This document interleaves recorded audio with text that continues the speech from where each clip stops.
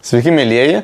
Esu kineziterapeutas Marius ir turbūt atsimenat, aš reklamavau šitą kortas. Būk stiprus. Šitas kortas jūs galite panaudoti labai gudriu keliu.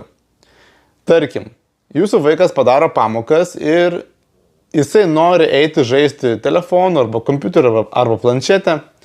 Ir jūs žinot, kad vaikas ir taip labai daug laiko praleidžia prie tos planšetės, prie to kompiuterio, telefono. Susitarkit su vaiku, kad jisai trauks dvi kortas, padarys kortose nurodytus pratimus jūsų akivaizdoje,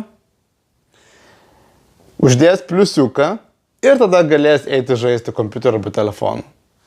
Ir tokiu būdu busit patenkinti ir jūs, kadangi vaikas bus pajudėjęs ir vaikas bus patenkintas.